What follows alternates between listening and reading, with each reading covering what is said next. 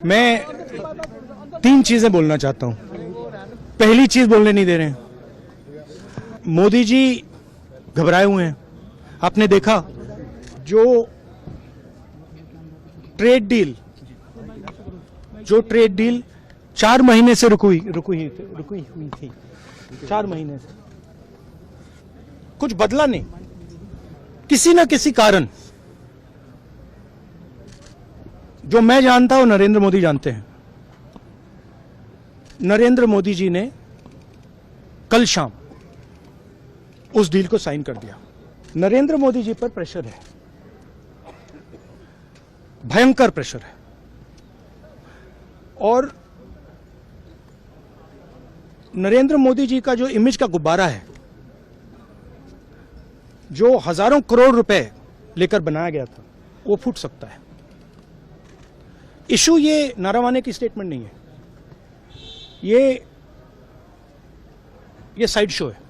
और वो भी जानते हैं, मैं भी जानता हूं।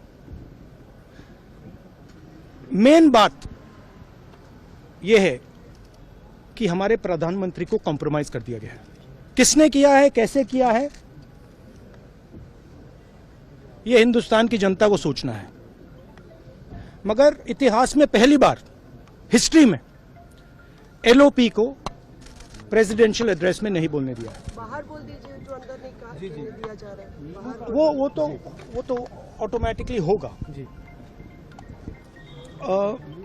बट ये आप समझिए, और हिंदुस्तान के जो किसान हैं, आप सब समझिए कि इस ट्रेड डील में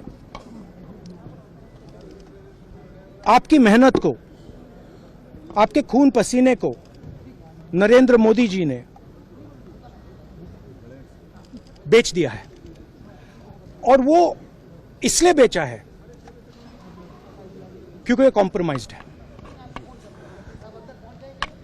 सिर्फ आपको नहीं बेचा है, देश को बेचा है। इसीलिए मुझे वहां नहीं बोलने देना है।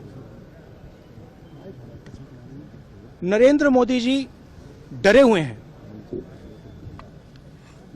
क्योंकि जिन लोगों ने उनकी इमेज बनाई है, वो अब उस इमेज को फोड़ने लगे हैं। एक अदानी जी पर केस है यूनाइटेड स्टेट्स में। वो अदानी जी को टारगेट नहीं कर रहा है, वो नरेंद्र मोदी के फाइनेंशियल स्ट्रक्चर को टारगेट कर रहा है। एक वो है। दूसरा है एप्स्टाइन फाइल्स। एप्स्टाइन फाइल्स में अभी और माल है, वो अभी रिलीज नहीं हुआ है।